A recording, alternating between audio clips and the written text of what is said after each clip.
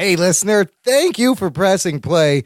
This week on the Jock and Nerd podcast, we've got a big, exciting announcement at the top of the show. Geek boner. Then we will dive into this week's geek news. Top stories include the casting of Batwoman on the CW.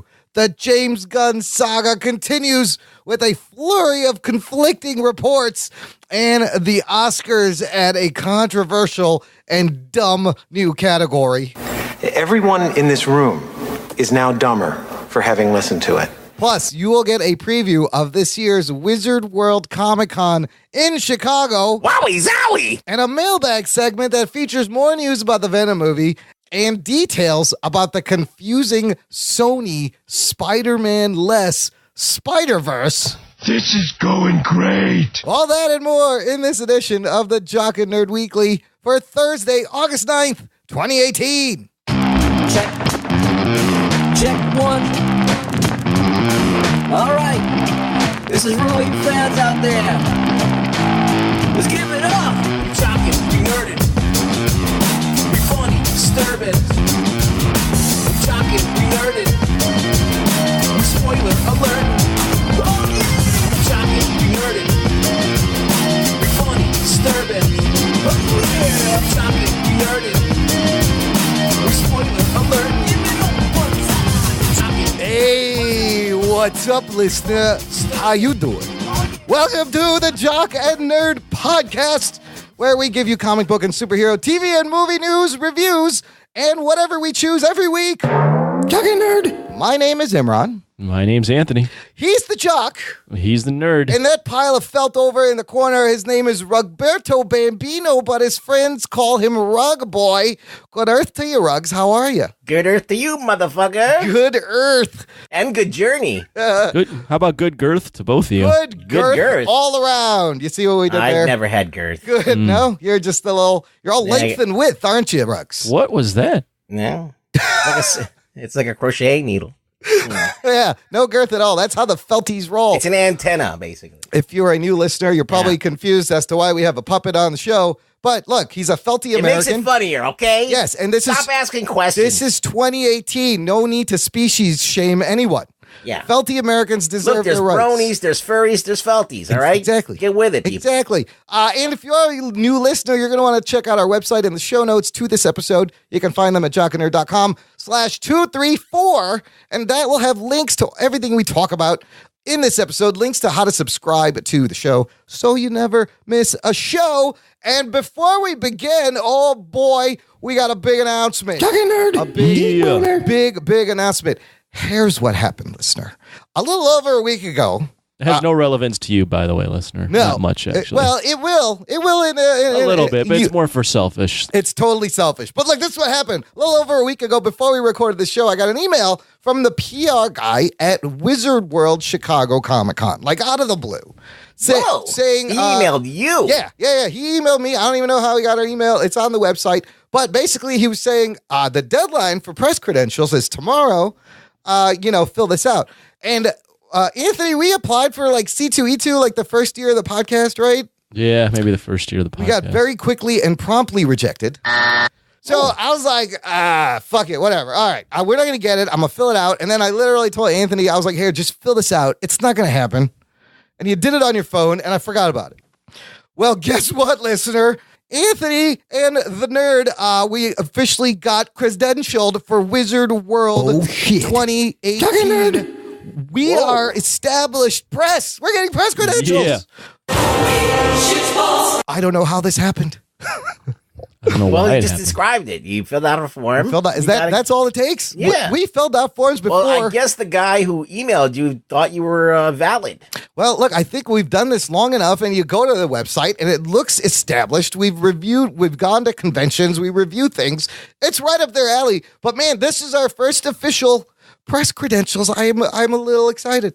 I'm just a little excited. You have a geek boner? I have a big geek boner. So, So officially, yeah, since we are media, we're media. Holy shit, we are a part of the fake news. We are fake news. You're part media. of the machine. Yes, It's like Drew McWeeny. That's He's not. McQueenie. We're up there with McQueenie now. We are fake news. We're up there with Devin Faraci. Your Jock and Nerd podcast is Chris Movie Bob Hardwick. Shipman. So look, Shit. in the email, Gotta delete my Twitter. we're everyone delete your tweets. In the email, he also mentioned, look, if you do a preview piece, send us a link. We'll put it up on our webpage.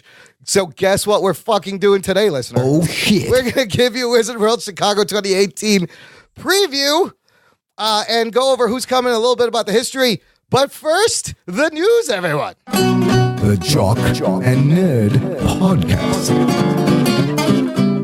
You know, every week, What's the benefit to the listener for this? the benefit is Besides, they get to learn about Wizard World. they're going to learn about Wizard World. We will be there. We'll be there. We'll recap our times. We will promote the show. Oh, yes. And I'll get into it later. There may be a possibility of myself speaking what I was to getting some at.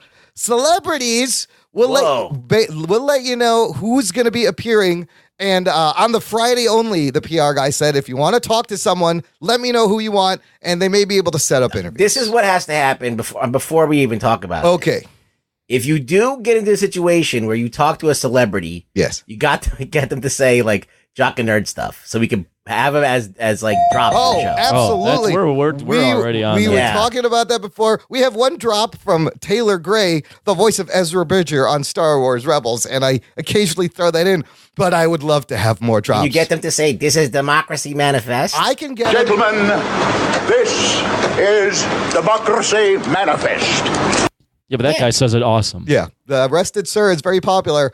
So look, check the show notes for time code. It'll have all where the segments are when we get into Wizard World. That's when I'll tell you who's going to be there and who we may have possibility of interviewing for the show. This is crazy. It's crazy. I'm so excited. Can't wait. It's later this month in August. But look, there's a lot of breaking news, and every week as This it is gets, the downfall of society. Yeah, they're credentialing me and Imran. they're just Express. handing these things out to anyone. Is that? Yeah, is well- that what this is? I hope you guys fucking get some mileage out of this shit. Well, we're going to milk this. And I think this will lead to more getting credentialed at other conventions now that they can see we've done a convention.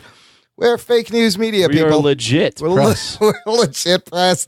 Super excited. Did you ever think you'd be legit press, Anthony?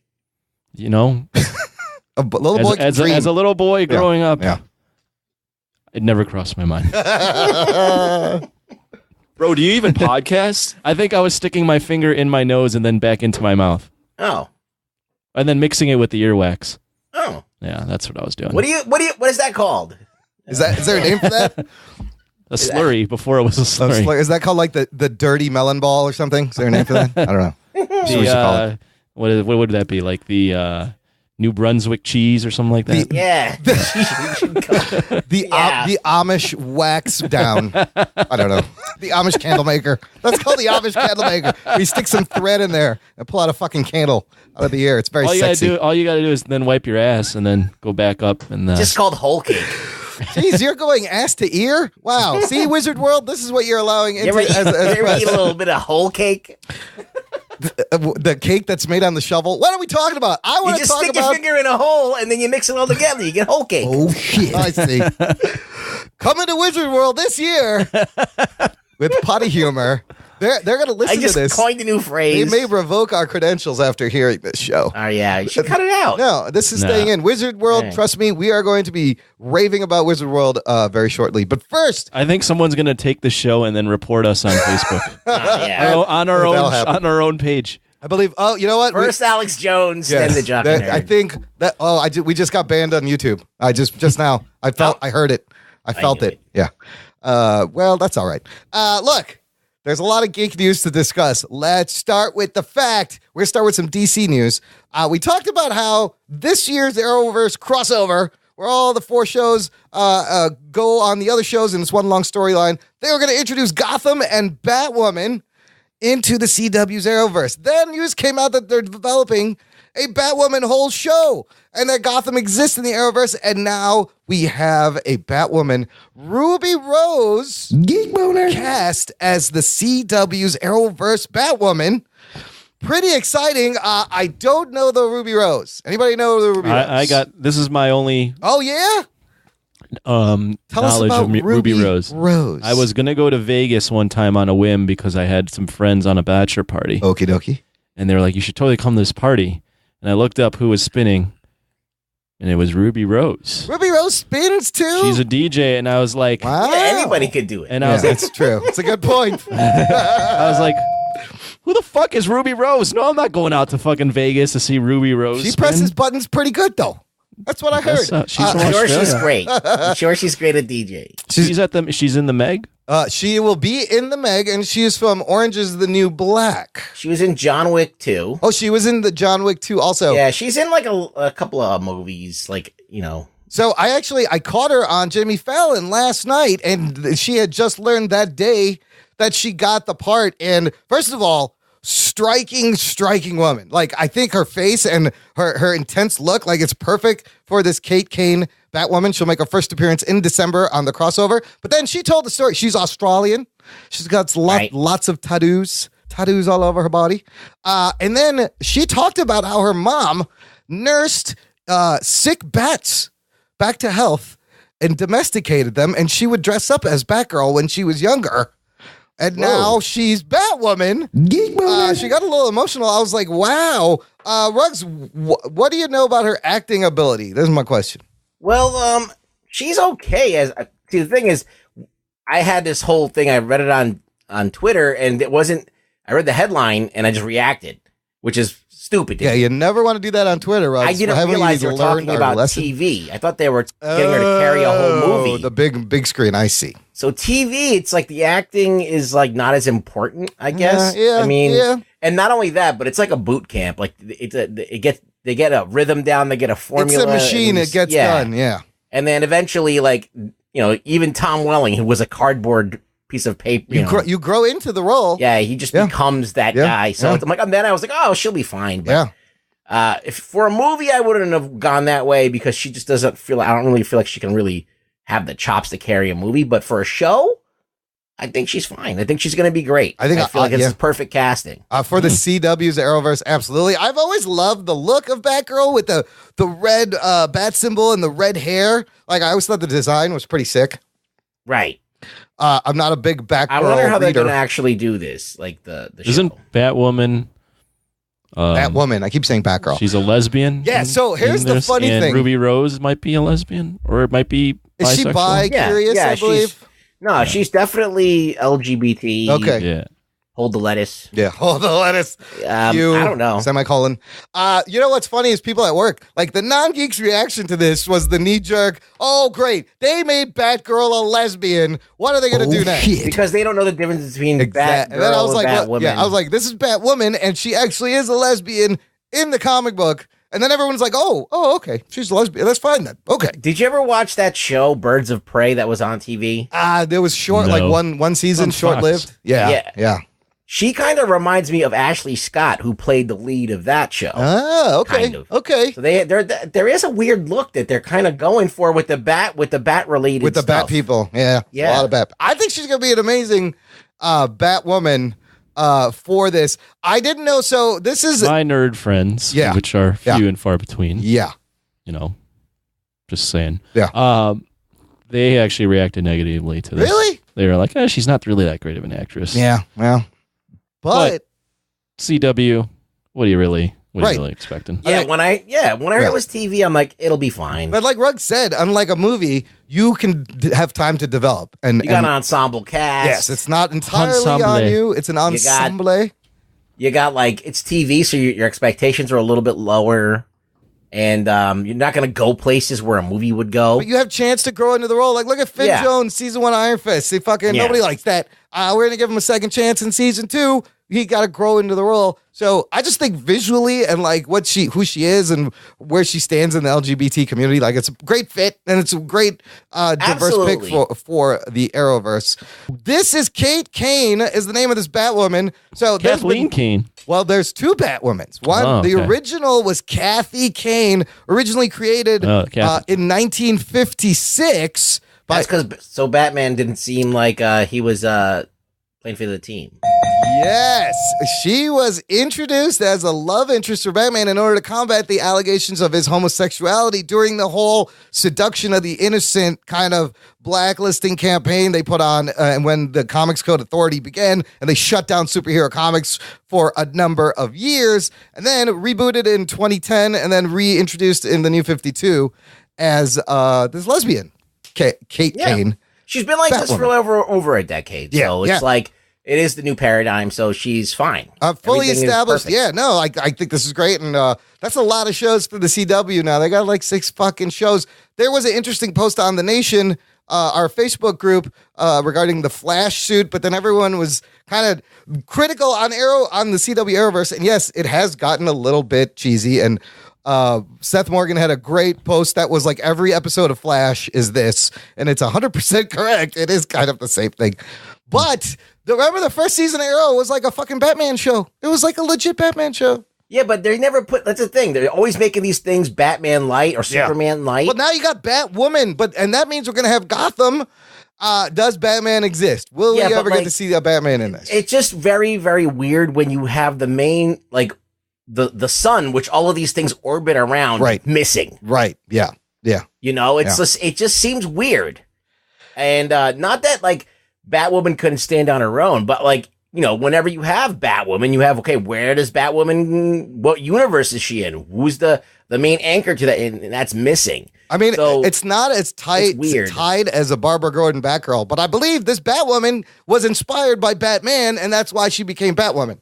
So now, how do you just name drop them and then leave them out? It is weird. I mean, it's just weird when you have these ancillary characters in their own show. Like, Arrow, I understand. Okay, Arrow exists in his own universe. Right. So it's cool. Like, they're still doing Batman Light as Arrow, but at least it's a self-contained universe.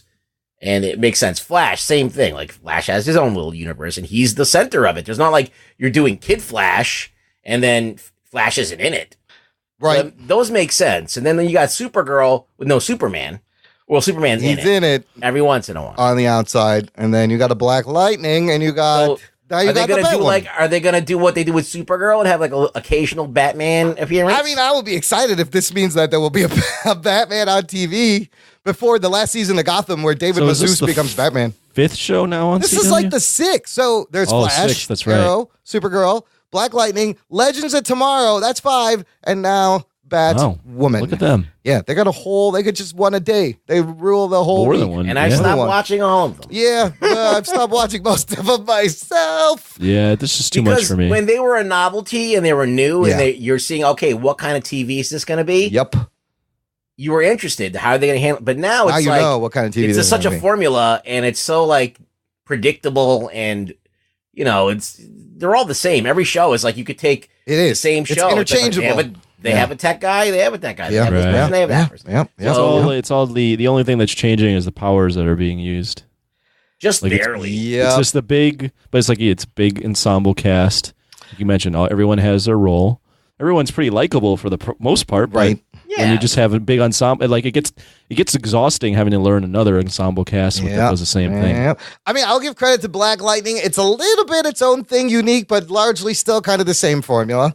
And I just can't quit the Flash because it's just fun. Also the thing too, I mean, it has its niche for sure, but like the thing is like once you start watching these shows, CW just has a certain look. Yeah. So all the shows look that same way. Yeah. And it just looks the same. It starts to just look the same for me. The quality's all like pretty much the same. There's not one that stands out more than the other. You really start noticing like the stunts and the CG, and like you just can't enjoy it. But it's just all filmed the same way. Like they're not taking any creative license with how they film this. It's stuff. a definite look for them. Yeah. Yeah. Supergirl's probably got the most spends the most money. Yeah, for sure. On effects. For sure. But then they have a little bit more melodrama and more talking heads. Yeah. So they don't because they basically curtail the action scenes to very, very few. Where Arrow, they have more action scenes, but they're all like low budget. You know? They're like low budget fucking stunt pieces. Yeah. Not that it's bad. We've been waiting for this shit for years, right? but like now it's like now it's got to step up though. I'm gonna watch. I'll check out the Batwoman, see how it is, how they introduce her. I just love her design, and I'm excited. There's a Gotham. Moving on. Before we move on, listener, if you want to get in touch with the show, let us know what you thought. If you think of Ruby Rose as Batwoman, visit our contact page on the website, jockandnerd.com/contact. Lots of ways to get in touch with the show, including a link to our awesome exclusive closed Facebook group called the Jock and Nerd Nation. It's where the conversation continues and starts. And like, if you listen to the show, you have enjoyed and you've heard us read emails from our listeners, and you've heard a lot of their voices in the voicemails, you can meet our listeners. I love making the listener the star. Come and hang out with all the listeners. Welcome to Jordan Smith, a new member who has been listening. Oh, Anthony, the questions work. You have to screenshot them. Mm-hmm. Jordan Smith, favorite host is Anthony. That's right. That's what he answered. Usually everyone is like, all of you. But Jordan Smith actually said favorite host Anthony. How do I see the questions being answered? Here's the tricky thing about the thing. You don't see it. You only see it before you approve them. And if they've answered, it's there. And then once you approve them, it goes away forever. So how do you see it? So when there's a request, and if they've answered, it'll be there.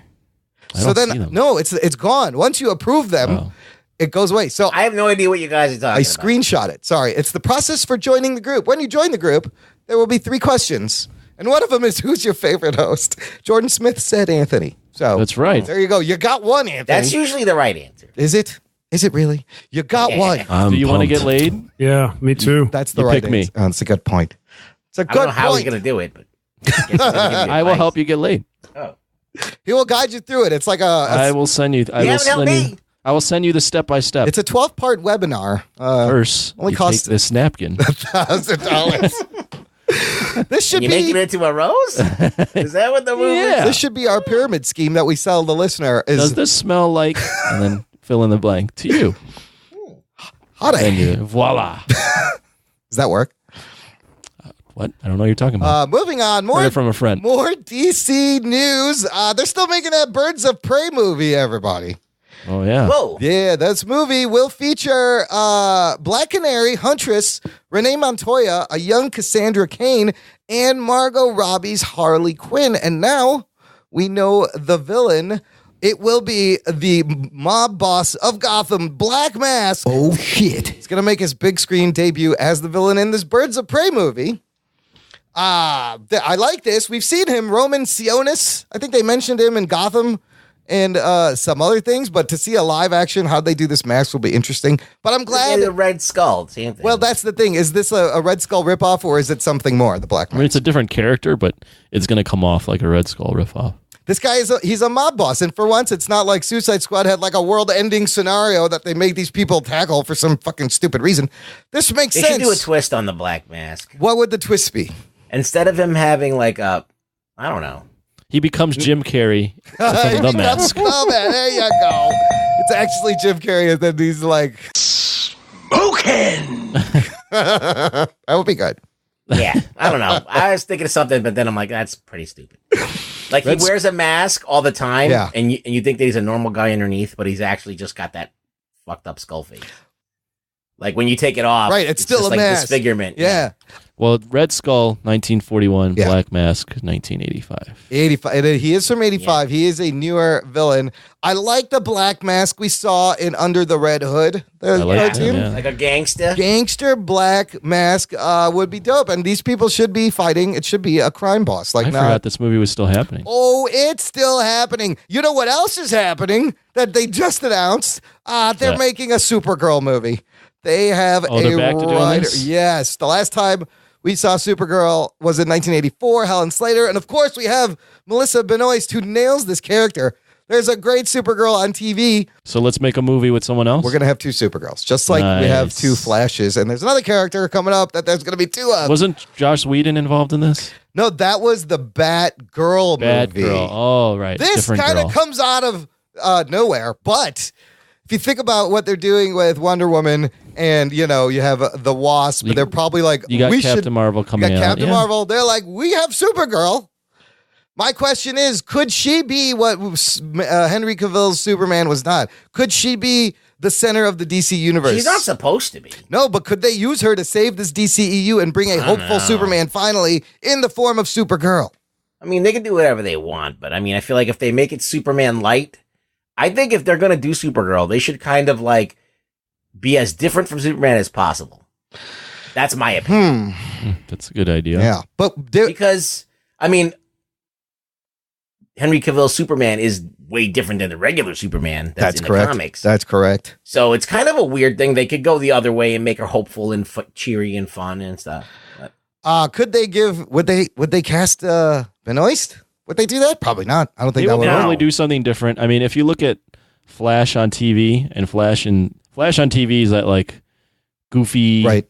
Nerdy, but like kind of charming fellow. In Justice League, he was just like a schizophrenic nerd. Like he was like spazzing out all the goddamn time. So now that's the challenge: is how do you set this Supergirl apart from this like beloved Supergirl on TV? Melissa Everybody Benoist loves is her. very like wholesome. She is very wholesome. Yes, on TV. Yeah, on TV. On TV. Just because you take a couple naked photos doesn't mean you're not wholesome in real life. Oh, not the fappening, people. Well, not naked. Naked and doing stuff. That was, it's more than naked. You know, remember the fappening? Girls gonna have fun too. That's right. I have never taken a photo like that. Or a series of them, or a video. But you are so small that nothing would be filmed anyways. All right, way to put salt on the wound, Anthony. He's no girth. Right? It's all length and width. No girth. Just That's length. right. Okay. No girth. This is flat like a ruler. What? Can we get off this? What if? That's what she said. What if this is an older Supergirl? What if this is an older cousin of Henry Cavill's Kal-El, and she's like, "Yo, cuz, what the fuck is wrong with you? Why are you pouting around, you son of a bitch? Let's go fucking be heroes. Snap out of it." They could do an angle like that. I don't know. And then remember Man of Steel? That was half baked. That was a half baked idea. I just right came there. up with that. I That's came awesome. up with that, and that's better than half of what the DC movies have been. You know what so they far. should have her be? Yeah. They should have her be a CrossFit woman. Okay. That has like 55 years old and has been comes out of retirement and wants to also kill Superman. Okay. Yeah. Or kill Batwoman. Ruby Rose? Yeah. Because it's revenge for Ben Affleck trying to kill Henry Cavill's character. Okay. Yeah. That'll be the second half of Zack Snyder can do it. I think the wasn't it the city in the bottle? What is that called? Kandor. Kandor. Yeah. She's a Kandorian, isn't she? No, no. Is she Kandor? I thought she was a Kryptonian. She was. I thought she was Kryptonians older Kryptonian. are Kandorian. Yeah. The city of Kandor is a Kryptonian city. Right. Okay. Correct. But she's this is getting real deep. She's nerdy. from Kandor. So I don't know. Like they could do something with Kandor, make it different. That makes it different. Also, in Man of Steel, remember there was that other open pod that he was looking at. I don't remember that. Yeah, there was an open pod. You could say that was for Supergirl. But Zack Snyder actually has said that wasn't for Supergirl. You want to know what I think it was for? Who was it for? Well, supposedly that ship landed like way before, like, was it 30,000 years ago or something like that? It had been there. It's it was not buried. Jeff Goldblum from The Fly coming out? Is that who it is? No. I think that that first Kryptonian was the gods. And maybe he found out a way to mess with the monkeys and the apes and create humans. And turned them into they're humans. actually the engineers of humanity. Oh, it's like Prometheus. Yes. Or so a big white Prometheus the guy big comes white out. guy. Okay. Well, no, not a big white Prometheus guy, but he was a Kryptonian that was lonely. The and he's original like, creator. Let's see what I can do. I'm bored. Let me see if I can fuck around and make a species that I can talk to. And then humans were born. And then he That's I don't not know what bad. happened to him. That's not bad. Maybe he is somewhere. I'm partial to Just Jeff chilling. Goldblum as The Just Fly chilling. coming out. I think there should be a giant Jeff Goldblum that should come Maybe out he of just it. left when he was disappointed in humans. He was like, "Oh, they suck. Get the fuck out of here!" And he just flew away into the universe. Like Icarus? Yeah, Into maybe the he just sun? comes back and then he's like the first Kryptonian. I just wrote a great movie. All right, thank you. You're welcome, everyone. Warner Brothers, send They the did a check. storyline like that recently with Superman where there was another Superman prior to that. Like that was the first Superman and he got too crazy and they had to lock him away. Remember that? Do you remember reading that? No. The Man of Steel comic with Yeah. Jeff Johns and Jim Lee. Oh, it wasn't the Grant Morrison one? I don't remember. I don't know. I don't remember that. There was like a Superman before Superman, and he was like the OG. Well, there was he got too crazy. Was the guy? Was he the guy with the ripped jeans? The multiple universes. No. Was it the multiple? I can't keep track. I can't. I There's know. too many. I'm just throwing. I mean, he didn't look at all like Superman. No. All this means is we're definitely going to have to do a What the Fuck Happened Supergirl at some point when this movie gets made because I haven't seen that. Wow. I don't think I've ever watched that movie Wait, all the way that's a through. movie? Yeah, 1984. Helen Slater, not a good movie. They tried to convince Christopher Reeve to come back. He would not do it. They went ahead and wrote in something that he was like away. But notoriously bad movie. Yeah. In the comic book genre. So now we got 2 Flashes, one on TV, one on the big screen. We're going to get 2 Supergirls, one on TV, one on the big screen. And now we will have 2 cyborgs. They have cast the guy from the first Purge, Joyvon Wade, as Cyborg, not in the Titans show on the DC Helen universe. Slater is good looking good in 1984. She looked pretty good in 1984. Cyborg Not will so be much now. in Sorry. Doom Patrol on the DC streaming universe. And I don't know this guy. He's in the first Purge, but we got 2 cyborgs. Thoughts? Anybody? We got too many things that don't matter. Right. There's why do you give us 2 Batmans now? The one thing we want is 2 Batmans, and they're just fucking dicking around the bush here. Yeah. Too many cyborgs. I don't know. It's so off my radar that I don't care. Look, 2 cyborgs, 2 Flashes, 2 Supergirls. Let's move on to some Marvel-related news. Helen Slater looking good. Dude, she was pretty smoking back then, wasn't she? That was back in the day. Back in the Disney. What else was she in? I don't. She was in Billie Jean King. Oh, okay. Wait, was that a real movie? The Legend of Billie, wasn't like the Legend of Billie Jean King? Billie Jean King was the lady who played tennis. Yeah, wasn't she? the Legend of Billie Jean with Yeardley Smith, the voice of Lisa Simpson. Yeah, I remember that movie. It's a good movie. She was. She had like the short haircut, and she like started doing crazy shit like crimes and stuff. I mean, I think that she was a huge like crush one in the 80s. Like, yeah, and she's the mom in Supergirl. Oh, that's right. She plays the mom on the CW Supergirl. That was the little tie-in. Yeah, that's right. She looks all right. Okay, all right. Moving on. I was just watching the Supergirl trailer. Sorry. Oh, doesn't it look bad? Well, I mean, it is 84. It looks like how it would look. I would have expected a movie from the 80s to look. Right. They were trying to do a superhero. I am sure there's a fantastic backstory. Delhauer, start preparing the notes. That's all I gotta say. Something that's that should make you happy, but it's also kind of sad, bittersweet. The news that Stan Lee, now 95, still kicking, is finally retiring from performing public autograph signings. Finally, we've covered. Thank God. Yes, we've covered how bad his health has been. His wife died a year ago. Leave the guy alone. Vultures have been circling. He's had to file restraining orders and lawsuits and a whole fucking mess.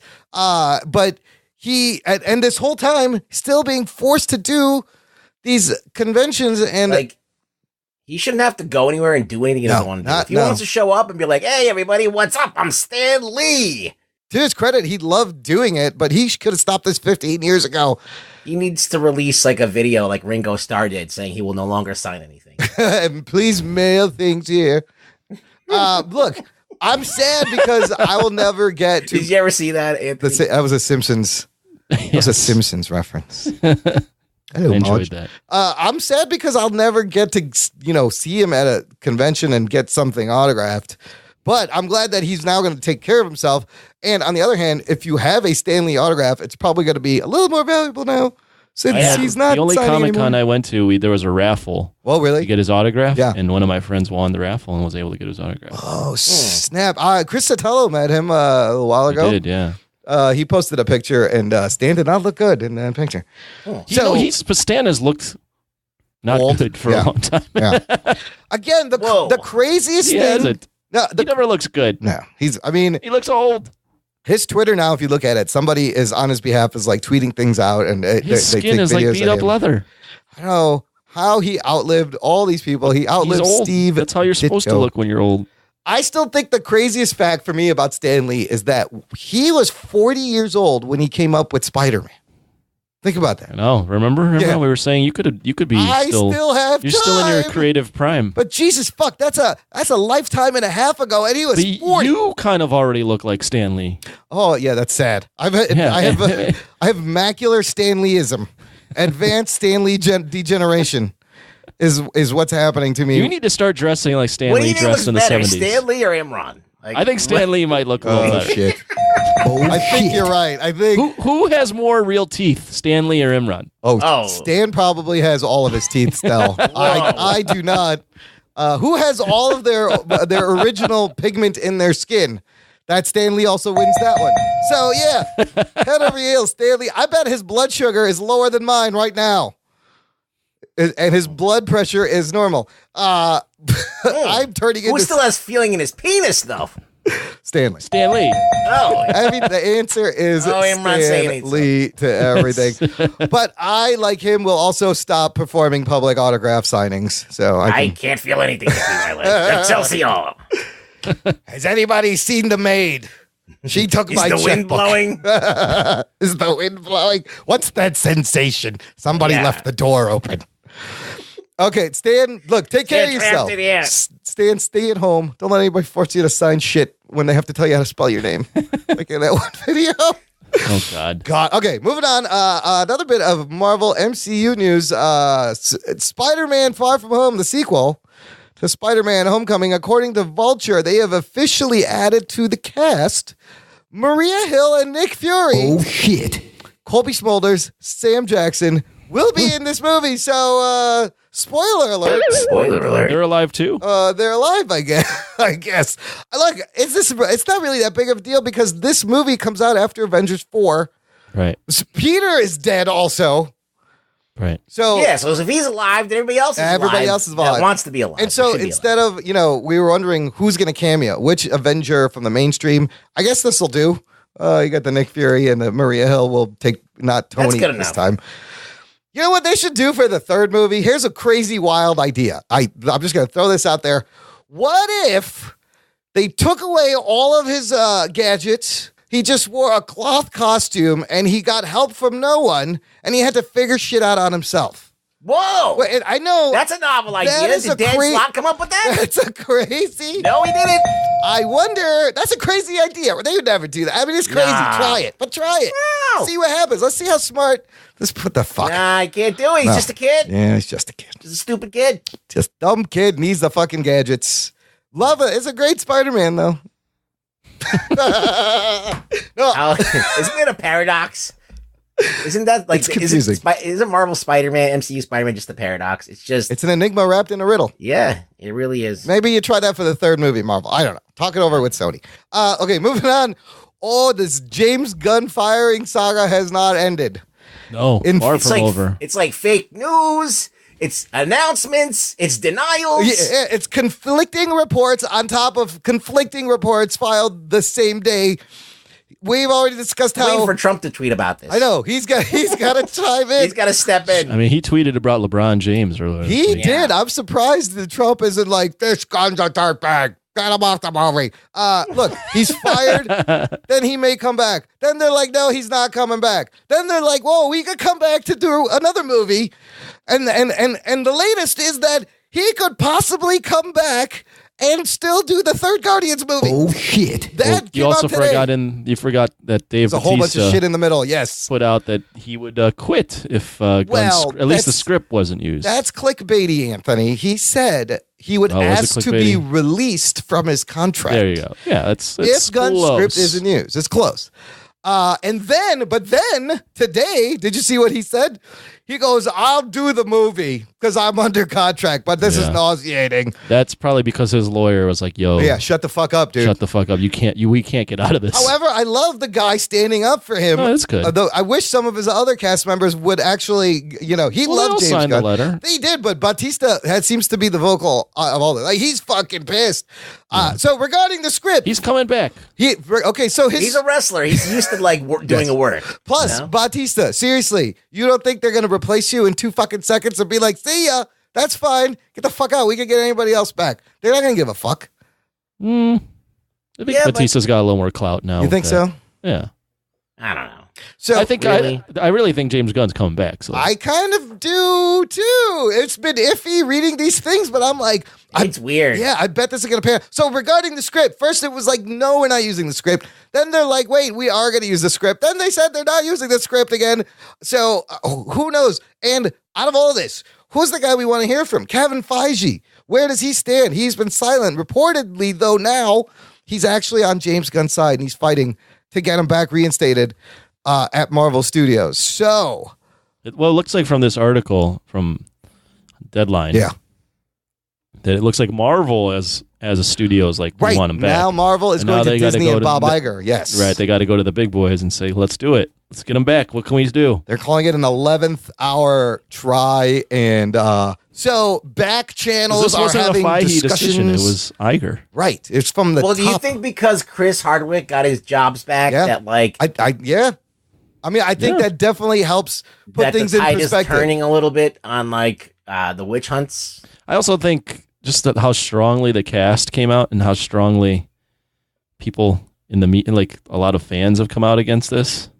I think it's just making Disney just rethink everything a little bit. I don't hear anybody for this. I don't hear anybody not defending that this is some, bullshit right-wing hit job. Like nobody is, where are those voices? Most of the people are saying I'm this sure is you can bullshit. find them on Twitter. Yeah, but the majority that's vocal is also on Twitter. Somebody posted something interesting because now other studios, think about it, if you're other studio, you're like, you just fucking threw this really talented dude out the door. We'll fucking hire him in a second. Come on over here. What if Warner Brothers hires him? What if he does a Lobo movie for Warner Brothers? I think that would be amazing. It would be just like Guardians Light. Well, he could go darker with the Lobo. Or Guardians Darker. And then another interesting thought, what if he does the ultimate power fuck you move and not take the job when it's offered to him? Be like, fuck you guys. I don't know. It's possible. Yeah. I don't think he would, but it's possible. Because a part of me is like, don't know. why would you go back working for them? I don't know. I think that if they hire him back, like that's cool, but it would set a precedent, and I don't know. It'd be interesting to see what happens. So I feel like now they want to use the script. Kevin Feige's getting involved. They're trying to kind of tactfully discuss things with Disney brass from the MCU. So I think he will come back. I think so. I think he will come back. And they were supposed to start production like next year. And I guess the script's done, but it would be weird. I don't know. Be weird for someone else to shoot that script. I think he's going to come back. But I bet this does not end this week. And we'll have another fucking flurry of updates next week. We've been talking about this for like a month. I know, every day. It's been happening for a month. This happened about a month ago. All right, we're going to take a quick break here, play some promos. We will be back with some more news and our Wizard World Chicago 2018 preview. After these messages, we'll be right back. Are you a fan of movies? Or comics? Or video games? Or just anything else nerdy? Well, you should check out the Zing This podcast. And that's spelled Z-E-N-G. This. And you can find us every Monday. And we have nerdy topics from comic book reviews to in-depth analysis of iconic nerdy movies, as well as video game discussions. Mm-hmm. Where's some of the best places to find us, Allie? Well, Podbean, of course. You can also find us on iTunes, Stitcher, Google Play. Anywhere else you listen to your podcast. Yeah. So check us out. Once again, that is Zing This. Are you afraid of what goes bump in the night? Have you or your friends ever pondered a conspiracy? Do you want to know more about the unknown? If so, then put on your tinfoil hat, sit down, and pick up your computer, tablet, or phone. Go to iTunes or YouTube and search for Secret Transmission Podcast and listen to us try to explain the unexplainable. Follow us on Twitter for updates on shows. At Secret Trans Pod. That's SecretTranspod. Or you can email us suggestions at secrettransmission@hotmail.com. That's secrettransmission@hotmail.com. Doc and Nerd. Listener, if you've been enjoying the show for a while, or just for like right now, for like an hour, and you want more show, there's a place you should go. It's our fan club at jockandnerd.com/Patreon. Sign up today, and you're going to get a bonus podcast feed with extra content like movie reviews, instant reactions to movies, whole episodes. There is a new episode of Jock Talk up right now. I'm pumped. Yeah, me too. This is the thing where Anthony and Chaz... Hey, shut the fuck up. I'm doing something. ...talk about sports. Anthony Filament. Yeah, me and Chaz do this thing called Jock Talk. We talk about sports. This week's episode, we talked about college football, preview of the season, previewing the teams that made the college football playoff last year, and then we talked about the Conor McGregor-Khabib Nurmagomedov announcement. So check that out on Patreon. Well, that's a big deal. I've seen people talking about that fight. Yeah, it's a big fight. So we talked about it a little bit. Khabib. I like that there's an Arab Muslim guy fighting an Irish guy. He is a Muslim Russian. He is Muslim, isn't he? Where's he from? Dagestan. Oh, Russia. He's one of those from the Caucasus area of Russia. Yeah, he's a Muslim. And he's Muslim, isn't he? Muslim. Really? He takes off. He doesn't fight during Ramadan. Oh, wow. Oh, good for him. I hope he beats the shit out of McGregor. Yeah, he's good. He's a good fighter. It's just listen to Jock Talk. That's true. I won't, but you can, listener. You won't. Sign up. Also, shout out to the Fantasy Football League, Jock and Nerd Nation, that was created. I was wondering about We were debating if the prize would be that we could pass around Rug Boy. And do what with him? Hold on, what?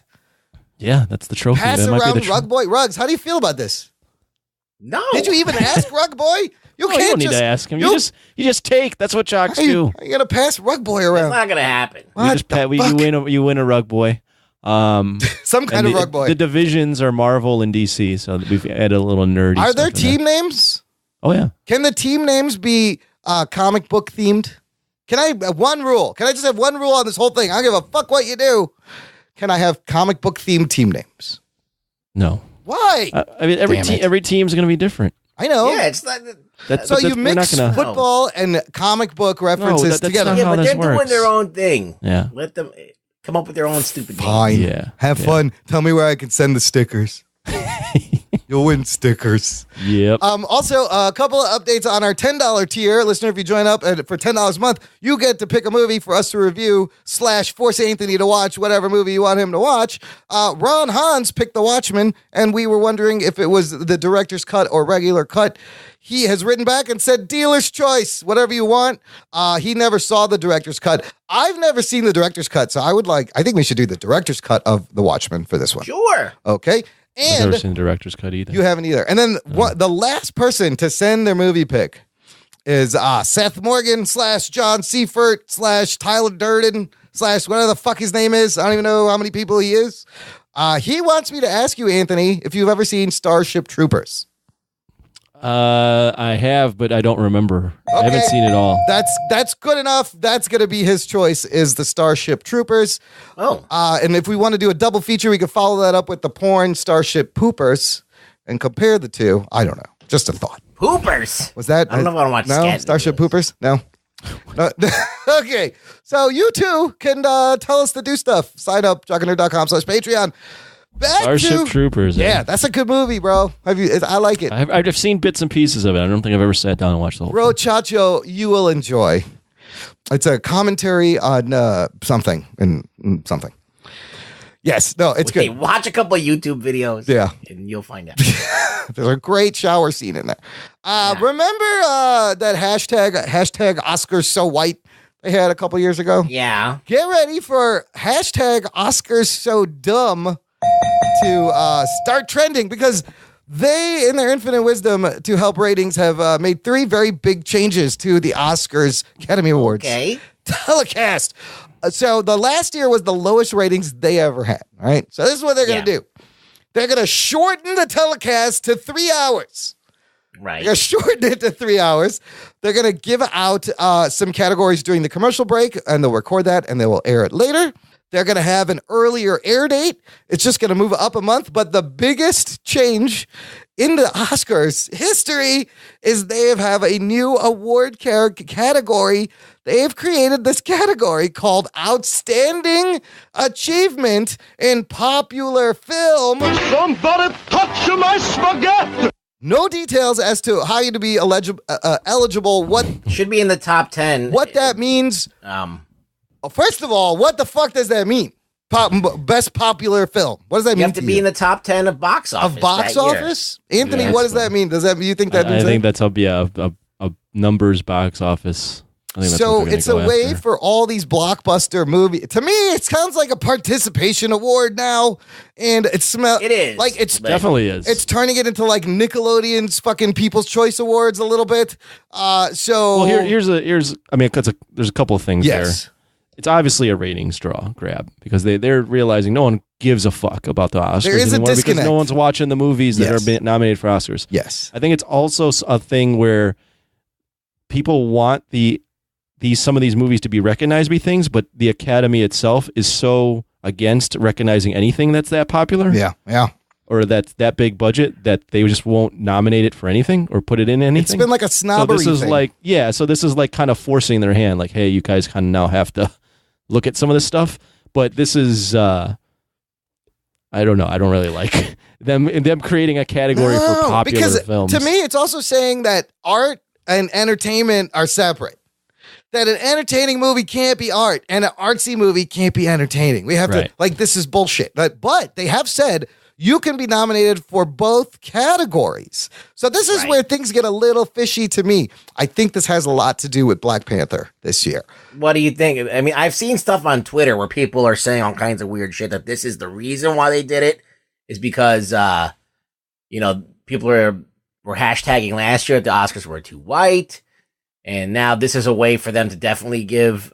This is not me saying it. This is what I read on Twitter. No, I hear you. I feel you. I feel like the people who voted in the Oscars were hesitant to give Black Panther a Best Picture nomination, but will now be like, hey, I don't think it deserves a Best Picture nomination. But now, by any stretch of the imagination, right? No, right. I mean, it's a good movie, but come on, I don't know. So, is it a way for it to be recognized in this popular film category? Guess who recommended this change to add this popular film category? Who is that?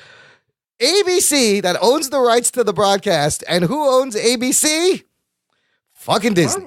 Disney owns Marvel, obviously. And ABC. So, ABC recommended, hey, you should add some popular films because their parent company has nothing but popular films.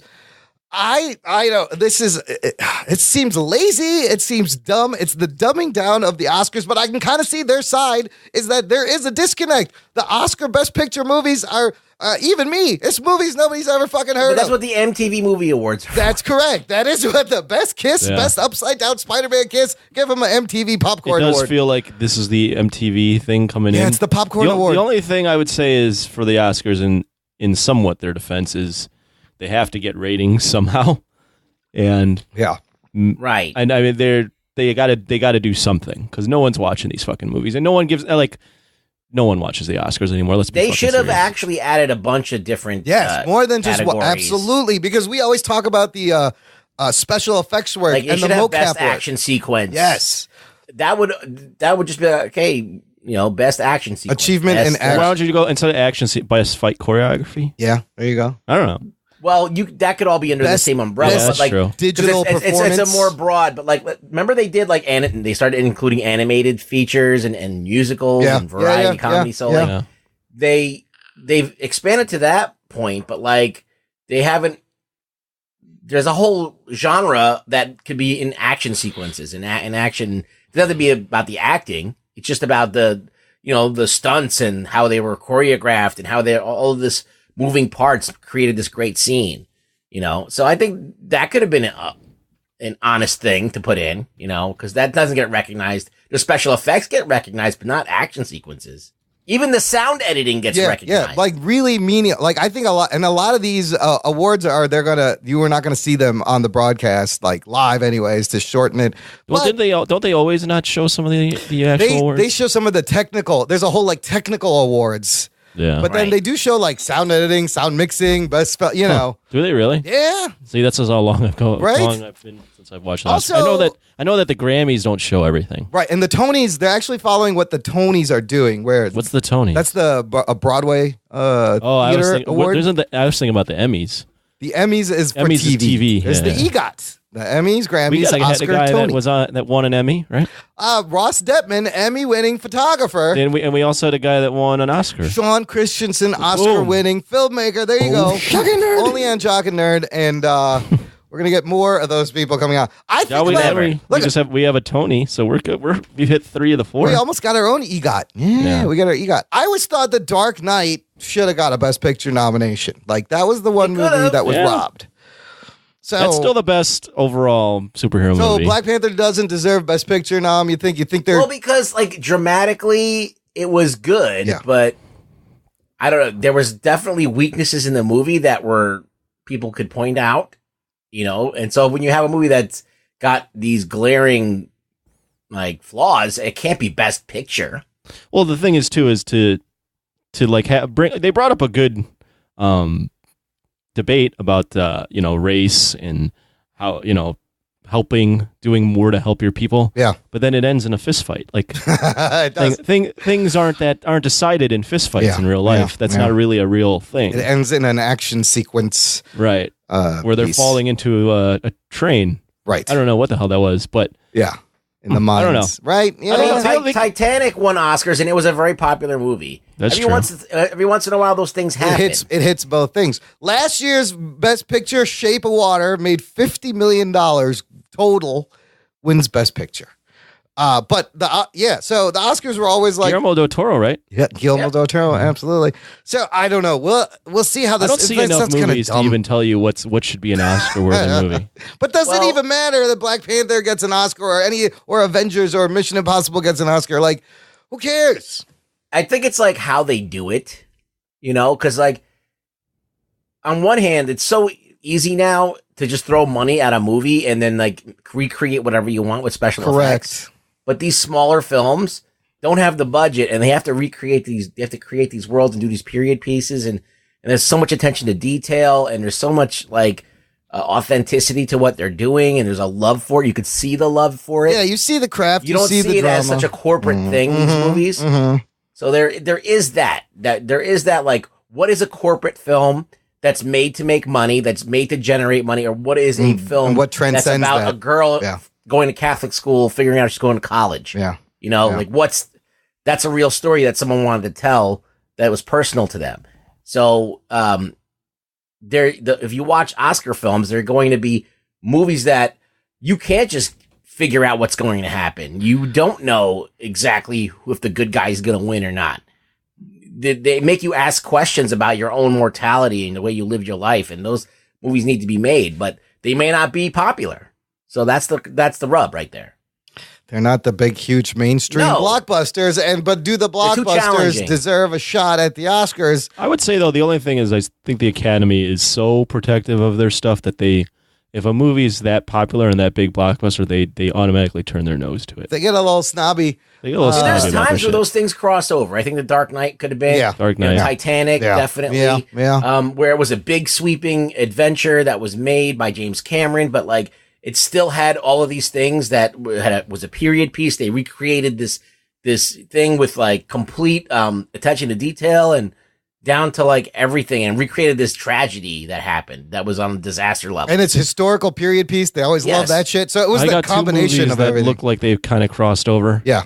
That were bigger budget. Yeah. 2015, Mad Max Fury Road was nominated. Oh, it was. Right. And then 2010, Toy Story 3 was nominated. For Best Picture? Right. Yeah. Wow. That was a really sad, crazy one at the end. Yeah. Yeah. That just proves my point. I don't like the best popular film. It's because you can get there. You can get there at a big budget. So why? If you're not doing formulaic shit. Right. Yes. So they just dumbed down an award for formulaic shit. But they got, I don't know. That's a tough call because they're looking at ratings. They need to shake things up. They need to shake things up. This is going to shake things up. The kids are not watching the Oscars, that's for sure.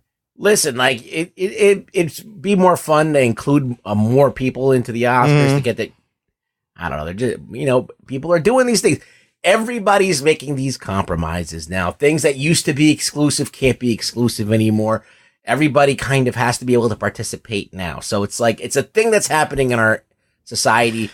Nobody likes it. I mean, I'm not that I'm an elitist, but I really think that giving people goals to aspire to makes them better instead of just saying, all right, we're going to best nose picker. Yeah. It's a participation award. It's just for showing up. Well, what happened they've already kind of done something like this, not to this extreme, but in 2008, up until 2008, it was 5 movies. Right. Then there was 2009, 10. they doubled it to 10. Yes. Right. So in 2009, then you saw like Avatar got nominated. Right.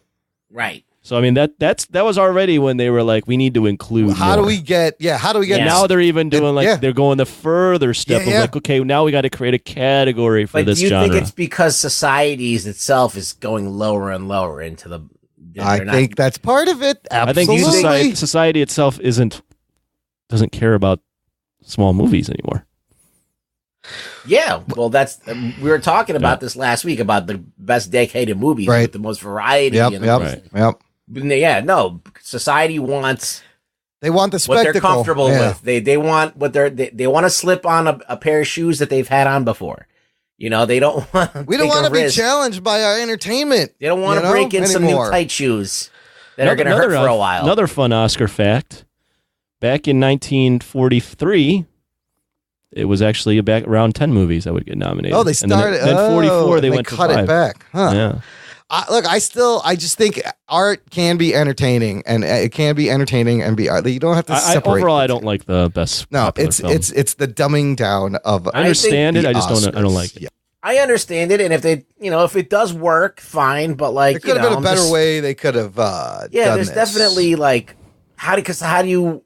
I need to know what the criteria they haven't they haven't put that out yet. So that's going to be interesting. This is all conjecture. Here's being an optimist. Maybe they create this category. The kids start watching the Oscars and they realize there's other films out there and they watch these other films. And then they if it turns them on to something. But like, how many Oscar films do you watch a year? Not many. Ooh.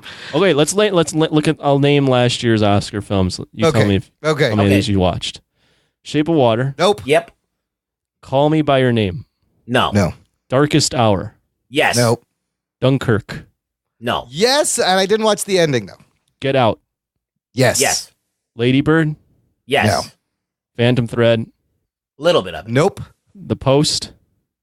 Little bit of that. I want to watch that one. Billboards outside Ebbing, Missouri. Nope. Saw the whole thing. So Ruggs watches all of them basically. I watched one. You watch about 3 or 4 1 of them. 3/4. Yeah. I've watched none of these. None of those. I am what the Oscars want to be watching the show. You are. Get Out. They're trying now to get me. Ask me if I would watch any of those movies again. Would you watch any of these movies again? Probably not. They're all that much. They all involve you that much that it's like exhausting to watch. Yeah, I mean, they're not. Some of them are interesting, but I mean, maybe The Shape of Water I'd watch maybe again. Mm-hmm. I don't know, maybe. I mean, you like the disconnect is you really got to be into the industry to know these movies. And there was a time when I like knew all these movies and had seen them all, and they were actually good movies. They weren't popular, but then even I just kind of like stopped that, and I'm like, what? I've never heard any of these fucking movies. What is this? So there's a huge disconnect, and the shakeup is necessary. All right, I got one more to make an argument for. Okay. Big budget films that they could do this. 2001, 2002, 2003. Yeah. Lord of the Rings was nominated each year. Yeah. And 2003, Lord of the Rings won. It only won King. once? Yeah. But it was nominated for 3 years in a row and won. I remember that. And it won the last one because they were probably like, geez, give this guy fucking something. He's 3 years and he's the last one. Yeah. They're always late with these Oscars. Like giving Denzel an Oscar for Training Day was that's ridiculous. He won for Glory, but he should have got a Best Actor Oscar way before that. So they're late to the game on things, and now they just turned it into the VMAs with a fucking popcorn trophy. A lot of people on Twitter are not liking this too. It's not like anybody's like clapping. No, and a lot of people who are in the industry are like, "This is dumb. This goes against everything the Oscars are for. What are you doing now?" If you're honoring the best, popularity should have no effect The on that. word popular should be nowhere near. That should be all the way on the other side. When you are looking at the artistry and the craft and all these things. Yeah, artistry and craft is different than being popular. What the fuck does that mean, popular? Like that's. But the thing is, they have to watch all of these movies, right? Yeah. That get nominated, and they have to decide. Now they got to watch. Now they gotta watch who's some ever fun ones. nominated for this. Yeah. How many are they going to nominate for this? 10 movies. Another 10 in this category. God, there's not 10 popular movies that are So any name. Okay, from this year, everything from Disney. Oh, from God. this year, what would be a popular movie that was in the top 10? So every Box MCU Office movie, Mojo this right now. every Star Wars movie.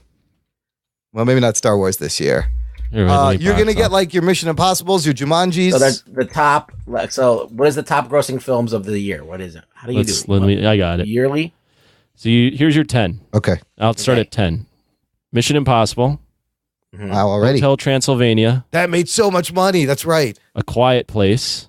Oh wow. Ant-Man and the Wasp. Okay. Solo. Yeah. Deadpool. Jurassic World. Incredibles 2. Avengers. Black Panther. So this is gonna be. That would be. Your This is 10. it. This is the category right here. Which one of these things will win most popular? How do you decide that? I'll tell you what. Yeah. Are we talking about 2018 domestic grosses, right? Yeah. Domestic grosses. So Black Panther's Infinity War, Incredibles 2. Yep. Jurassic World. Yep. Deadpool 2. Yeah. Solo. Yep. Ant-Man and the Wasp. A Quiet Place and Hotel Transylvania. And Jumanji is in there somewhere. No, Mission Impossible. Oh, Mission Impossible now is in there. I think Mission Impossible should win something just for the fucking action. Here, look, if this is the 10, no doubt Black Panther wins this thing because it's just become the third film ever to take $700 million in the U.S. Oh, shit. Behind Avatar and The But Force what's the Awakens. best movies out of this 10? What is the best movie out of this 10? I mean, would it be Panther Incredibles? Yeah, I didn't see Incredibles. I didn't see Incredibles. Black Panther wouldn't be I've Infinity only War. seen Panther. I mean, I've seen a few of these, but Panther would be my best. Or Mission Impossible. I think Mission Infinity War is an Impossible. accomplishment. Yeah. I haven't seen Damn, Mission how would you pick these? I would say Black Panther and like Mission Impossible This is for shit. stupid. This is so dumb. How do you award like this? Is like how do you even compare these movies? What the fuck? Like, okay, so This makes no sense. Let's just talk about directors. All right, directors that have directed movies that could be Oscar worthy. You got Solo is directed by Ron Howard now, yeah. So he's an Oscar-y kind of dude. He is a good Oscar pick, yeah. Incredibles 2 is it Brad Bird? Is that Brad Bird again? He's very well regarded, and that's basically it. And then you got like a wild card. You got I would say Ryan Coogler for Black who's Panther. done like Fruitvale Station and Creed. He did Creed. So which are I would put Fruitvale Station into a more of an Oscar category. Absolutely, yeah. Because it told a story. It was a real story. Even Creed is Oscar worthy. Did that get nominated for anything? That should have. No, it's good. but yeah, I would put that in. I like Creed. Yeah, I would put that before Black Panther. So 2. the one movie that's like the one thing that sticks out of this is A Quiet Place with Krasinski and Emily Blunt, which is like that quiet. Yeah, I mean, thriller. there's something to that movie, but it also was like a little bit ridiculous sometimes. And then So, Hotel I don't know. Transylvania 3 killed somehow because it's a family movie. So like, does that just win because the kids Yeah, like it's it? really like, what would I nominate for? Like what's the best acting? But what are the criteria for most popular? So what best movie has achievement? the best acting? in Fuck it, overall, I like. I mean, is it Mission Impossible? Is it Black Panther? It's probably Black Panther. I'm going to say Black Panther is the best acting. You want to just do something real fun? Yeah. Just going back a year ago, if Yeah. you wanted to do the top 10 last year. Yeah. Can you? This is the 10 movies that would have made it to the Okay. Oscars. Justice League. Oh no. Despicable Me 3. Thor Ragnarok. It. Spider-Man Homecoming. Guardians of the Galaxy Volume 2. Jumanji. Wonder Woman. Beauty of the Beast. Star Wars. The Last Jedi. How do you pick one? Oh, I would probably go with, I want to say It. It. Why? That might be good. Why? Yeah. He goes, why? 'Cause I feel like I feel like that it at least evoked emotion and fear in you. I was going to say, creeped you out. well, Last Jedi evoked emotion with the fans. And it was Justice League it was evoked also a emotion. period piece. Yeah. and it had like kids that were scared. So I mean, okay. The best acting out of this whole thing is probably what? Shit. Like just the possibility that Solo could win an Oscar, like that's crazy. Or like Deadpool 2 could win an Oscar. What the fuck? Logan, I would put for an Oscar. That should have been the best picture. And he's just in the 11th. He's 11th. Yeah. He did, but they were nominated for something. I forgot. They didn't win. I would go Logan. I would even go Coco. And then you got Dunkirk. Dunkirk was in the Oscar. Dunkirk was in the Oscar. Yeah. So and Get Out was. That's a cross. Yeah, Get Out. So there's a couple of crossovers there. Those were top 20. Yeah. Top 15 movies. Yeah. Domestically. But even in 2018 top 20, there's nothing. Nothing. No. Nothing worth Rampage? Mamma Mia? The sequel? No. 50 Shades Freed. Ready Player One? Yeah. I looked at 50 Shades Freed. I'm like, oh my God. Can you imagine? Like, because those movies make a lot of money. Like, they strike iron sometimes. Yeah. Those movies make a ton of money sometimes. And can you imagine 50 Shades being up there? They should throw a Medea movie into this. They make a lot of money. When you look at the caliber of like acting and stuff and like whatever, like just really like. There's nothing. It really sticks out.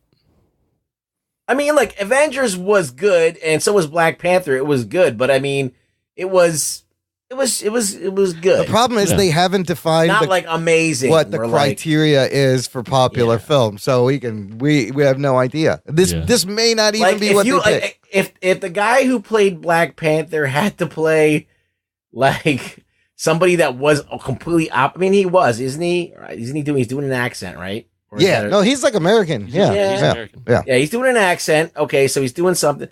I mean, maybe I would say Black Panther's probably. It's gonna win. It's gonna win it. This is why they're doing it. Black Panther's gonna win the thing. Yeah, that's why they do it. You know what Black Panther could? I mean, I don't know if it's Oscar worthy, but I mean this group, the set design and the costuming is very top notch. Yeah, that should be nominated. Yes. The lady that did, I did a lot of research on that. The lady that did that took a lot of different African cultures together and meshed them into their own thing. So I gotta say, you could recognize that. Yeah. No, but I'm just going from what you usually get an Oscar for. Cinematography, acting, the script, like being well written. If you're playing a handicapped person, that always helps. Yeah. Or what else? All those things. Originality. And also if it's a period piece that if it's accurate. Or if it's part of history. Yeah. In the 20s, they did do Best Director Comedy, Best Director Dramatic. Oh, so they used to separate two Best Directors. They used to separate the categories back in the 20s. That's interesting. But this is just as dumb as the Emmys category for Best Musical or Comedy. Like, why? Those are two separate fucking kinds of movies. How are you just throwing that into one category? This is a fun game. Like, I kind of like it. You know what? There is a category for Best Production Design. Oh, okay. Black Panther could maybe get in there, right? Oh, definitely. Yeah. It's got a lot of competition. Yeah. For that. Yeah. But I think it's very good. I think it's worth throwing in there. I bet it wins this category. I mean, Best Production Design last year: Shape of Water, Beauty and the Beast, Blade Runner, Darkest Hour, Dunkirk. Like Blade Runner and Beauty and the Beast aren't your Oscar-worthy quality, but they did put in. But production, production can be acknowledged. Yeah. And it probably will get all those normal nominations now. Best popular film. What is that? What is that? And the thing is, those those awards may not be even telecast. So, to the viewer, you're not going to see Black Panther win anything because they're definitely going to give Best Popular Film. That one they will, but the other ones like Best Set Design or Best Costume, if it wins that, you're probably not going to see that because they're trying to fucking pick this thing up. We're on a tangent, but this is an interesting discussion. Yes. In 2001, when they added Best Animated Feature, was that? I don't consider remember. that a big deal? I felt like there always was an animated feature. 2001 was the first year. Wow, I think that was. I think that they were included with the regular movies. Oh, and they separated it. Okay. Saying they made a separate category. Was that? You cool with that? I like that. Absolutely. Yeah. It should be. I think that there wasn't that many animated films, right? And then there became too many. Mm-hmm. So then they needed. I think this. Do you think that form of filmmaking's while it is kind of much more different than regular filmmaking? I think it's because of Pixar too. They added this because once Pixar started cranking these movies out. Yeah, but the movies that usually get nominated are not your typical Disney movies. No, they're like foreign Walt films. with Bashir and stuff like that. They're weird animated movies. Yes. Like, independent. stories about like growing up in like a war-torn country and stuff that you couldn't even do in live action and then without being and disgusting. And whatever Pixar puts out that year. Yeah. It's always in there. Yeah. But Studio Ghibli, those movies get nominated for Best Animated Feature. Yeah. So I think that you need that category. I would say that my point was that this was kind of something that happened before, but I think animated features are a completely different thing. Than you got to popular recognize the skill. Animated feature, that's that hard. whole industry. That's a different thing. It's almost a different art form. Yes, yeah. Popular film means nothing. What does popular film mean? Nothing. I don't know. Let's see what happens. Yeah. I mean, like, it is crazy when you look at the top 10 films, even the top 20 films. You're like, what was the great acting going on? There's no great acting in any because, like, these guys are just, I mean, they're playing characters, but they're like caricatures of people. They're not real. You don't ever feel like they're real. A Quiet Place had probably the most legit, like, acting in it. I haven't seen it, but I would imagine it did. No, I've seen it. Like, there's no, they're acting like. No, it's got decent acting. In it. But it's just like your garden variety good acting. Okay, it's like, something special. Not like kind of like when like Daniel Day-Lewis like has to like become a different person in like every way. Yep. Even the way he stands, the way he walks, the way he fucking scratches his nose, like he gets into character. Like I mean, like Heath Ledger did kind of for the Joker, where you're gonna recognize him, and they did. That's hardcore method acting. They did, but you're right. None of these top 10 have any of that quality in terms of their performance. Yeah. If you think about it, and one of them is an animated movie. Or they deliver something that's so great, where like an Al Pacino type thing or whatever, where like you just remember that speech and it resonates with you, right? And it's just like I don't know how anybody else could have done that. Tom Hanks was able to nail this with these. He would make big mainstream movies, but always get the Oscar nomination. If you think about his roles in like Castaway and Forrest Gump, like there's a guy that Saving Private Ryan, always popular, very popular movies, and always an amazing Oscar-worthy performance at the same time. Yeah, just think about Saving Private Ryan. That's a fucking crazy ass movie. Yeah, it's like that whole time that you're watching Tom Hanks in that movie. Yeah. He's like in his eyes, his hands are shaking. Yeah. He's just like. He's rattled like the whole time, and like he has to kind of like pull his shit together and lead these fucking dudes, and knowing that they're probably all gonna die. Like there's nothing like that. Not in any of these top 10 movies. Not in the popular films. Not in the popular film. Like, but they don't even make movies like that anymore. Well, kind of. No, they do. Well, people don't watch those movies anymore because they want to see fucking the same bullshit over and over again. I hope Mamma Mia gets nominated. Reboots out the ass. Yeah. Rampage deserves an Oscar. For sure. And well, the opening sequence is pretty fucking I watched crazy. Rampage finally. I fell asleep at the end. It was pretty good. That's the best part. What? No, like I fell asleep after like I think I watched most of it. But them wrecking Chicago was a lot of fun to watch. Watching the Sears Tower go down. Yeah, that was crazy. Kind of scary. That was crazy. Kind of epic. Kind of weird. Yeah. Good stuff. Oscar worthy? Sure. No. Now Oscar. This new Oscars, yes. Everything is Oscar worthy. This is the new Oscar. I'll have a fart, and it will be nominated under the Best Popular Film category. Best fart, Imran Best Javid. fart. I win. Thank you. I'd like to thank the Academy. All right, moving on.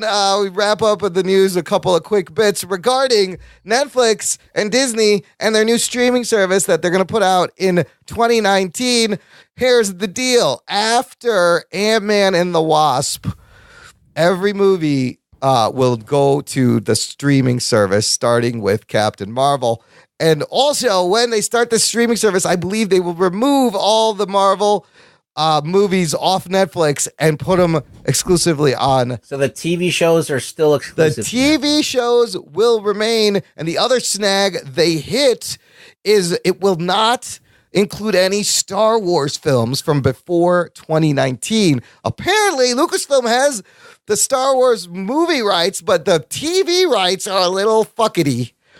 And they don't quite have it yet. So what was that word? Fuckety? Fuckety. It's a little giggity fuckety. So they have to wait. That's very weird. It's a little fuckety. It's a little fucked up. So they got to wait till 2019. I guess some contracts run out before they can put Star Wars movies on their streaming service. So we will still get to enjoy Infinity War and Ant-Man and the Wasp on Netflix. Cool. For about another year. And then all that shit's coming off. and you're going to have to pay. So, and I also heard Bob Iger said this streaming service will be less than Netflix. Oh shit! This is what they're trying to do. Yeah, by probably like 25 cents. Look, like when we talked about the DC Universe price, the first thing you said, Ruggs, was like, it's more than Netflix. It's got to be less than Netflix. I think Bob Iger heard this from people, and he's like, we have to make it less than Netflix. Otherwise, people aren't going to buy this shit. Speaking of Netflix, we know Iron Fist Season 2 is coming out in September. Daredevil Season 3 will also be out this year. Later this year. It's been a long time. Dude. Yes, but the reason it's taking this long is because of the fucking shitty Defenders season. They had to shut down the production on Season 3, and it like halted everything until they did the Daredevil, which is why it's hard to do like the team-up show when you're trying to make multiple seasons of these characters. But 4 Netflix shows this year, we have the whole Defenders represented this year in a season. That's crazy. I never thought when they were doing 1 or 2, I never thought we would get 4 a year. Wilson Bethel is confirmed to be playing Bullseye in Season 3. So they're going to do Born Again. Wilson Fisk is in it, but then you also got the Bullseye. So I think it's going to be down for sure. Yeah. I heard them say that Season 3 is going to be a return to form. They heard the critiques from Season 2, and they clearly know how everyone loves the first season. I think they're going to try to go back to like the first season kind of tone. And I like Bullseye being the villain. Yeah, Bullseye, and I'm excited. So that's probably going to be. You got Typhoid Mary in there too. And Typhoid Mary and she's Wilson in Iron Fisk. Fist, I think. Yeah. Oh, that's right. Oh. She's in Iron Fist. I think you're right. Oh. Damn. Okay. But 4 shows, probably November or December. Or Netflix show. I'm not sure it came out in November last year, so that's fucking awesome. Okay, I got one piece of Star Trek news and one piece of Star Wars news to end the news section. Patrick Stewart, after 20 years, is coming back as Jean-Luc Picard Geek boner. in a new Star Trek. He's coming home, baby. He's coming home. He announced this himself on stage at like the Las Vegas Star Trek convention, and there's no details on anything. And the last time we saw Jean-Luc was 2002, I think, in that Star Wars Next Generation movie. Dude, he's 80 years old. He's 80 now. Oh shit! Dude, Stallone is 71 and he's directing Rocky 6. Terminator. Is he 80? Is he 80? How old is Patrick Stewart? Let's look this up. Somebody look it up. I'm excited for this. I love Jean-Luc Picard. It was the only the Next Generation was like the Star Trek series. He's close. Oh, he's close to 80. TNG was what I watched the most out of the Star Trek series. I never was into Star Trek, and I always thought of John Patrick Stewart as the guy for Star Trek. He was just synonymous for me with Star Trek. Yeah, you knew him. Everyone knew him as Picard. He was great. He was great. I don't know if he was any good. Oh, apparently he was great. I have no idea. I mean, no, he was awesome, and he would. Isn't he great as Professor X? Yeah, he's great as that. He was good. I just don't know. I don't know. Saying Picard, I don't know what he was to that show. Make it so number one. How would you categorize Jean-Luc Picard? As a character. He is a tough but fair captain. So he was a captain. He was the captain of the Enterprise, but likes to have fun. He got assimilated by the Borg for a while. He was a Borg and a bad guy, but kind of like he would throw down. He wasn't afraid to fucking get into things and go on missions himself. Like just a good all around captain. What would you say, Ruggs? How would you describe him? I feel like he was kind of like very classy. Yes. I felt like he was like very dignified, very tactful. Yes, and very intelligent. Yes. And he was like always a few moves ahead of everybody, but he wasn't like smug about it. Right. Like he wasn't very like humble. Kirk, who was all like playing with his balls the whole time. He was like Jean-Luc Picard was the fucking. He's a badass dude. He's a great captain. One of the best captains, I would say, in any Star Trek show. And he had a vulnerability to him too. Yeah, that was great to always watch. You could tell he had empathy. Like that's what makes him a great Professor X. Yep. You feel that he has empathy for these mutants, and he feels for them, and he really loves them. I mean, he kind of does a similar thing in that movie with John. That's like a thing that only a great actor can do, is to kind of ooze that kind of like sympathetic, feeling emotion that he does. He's great. I can't wait. Like even when he gave his speech, that he was coming back. Like I was like getting like excited. Dude, everybody loves Patrick Stewart as Picard. Like this is gonna be huge for Trekkies, and like it got me excited because you want to know what he's been doing in the last 20 years. And wow. Dude, he's got to go out in a blaze of glory.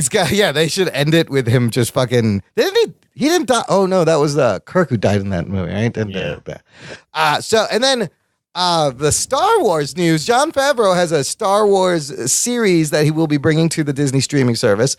This series reportedly will take place 3 years after Return of the Jedi, and it will cost $100 million. Oh, shit. Now, Game of Thrones started the first season, the episodes cost $6 million. This last season, $15 million per episode on the Game of Thrones. If they have less expensive, it's less. But if they have money to give us 10 episodes, $10 million episodes, this could be some fucking high end epic shit with this much money. Yeah, 10 million episode, 10 episodes. That sounds about right. That's what they should do. I think you could have an amazing, like 100 million for one season of a Star Wars series. As long as they're not making a fucking dragon, right? This is because that's fucking hard. That costs a lot of money. And make it look real. Also, the rumor is that it's going to take place on Mandalore. Rugs, isn't that what was that? Is that where? That's where Boba Fett's That's from. Boba Fett's planet, Mandalorian, the clone planet. It's in the Clone Wars, right? No, he's not a clone. Oh, he's not a clone. No, I mean, Boba Fett was the archetype for the clone. Because wasn't Mandalore a part of in the Clone Wars? The planet? No, I don't know, Imran. The frustration. Boba Fett is from Mandalore, where they have that armor, the Boba Fett armor. It's Mandalorian armor. It's Mandalorian armor. Yeah. So they used him because he was such a badass to clone the fucking clone army. Oh, right. That's right. Okay. So they cloned him, and all the first stormtroopers were clones of him.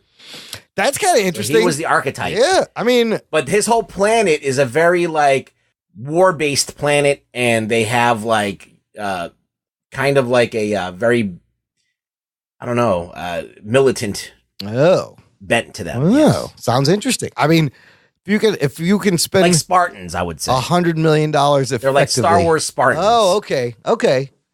But instead of Spartan meaning you have absolutely nothing except for the basics, you have all the toys. You have all the little gadgets and shit. See, again, jetpacks. This is something that will make me might want to sign up for this DC service. That Patrick Stewart Star Trek show is going to be on CBS All Access. I feel like that's going to get him a shitload of the rest of the Star Trek fans who didn't pay for Discovery. They're going to want to have this for the Jean-Luc Picard returning. So, man, I don't know. All these streaming services, they're going to start to cost a lot of money. But I'm kind of excited for this Star Wars. It's heading up slowly. I mean, you can. I wonder if there's you can cut the cord, but now you got to pay for fucking 17 different things. How much is it going to cost? Let's say you cut cable. All right.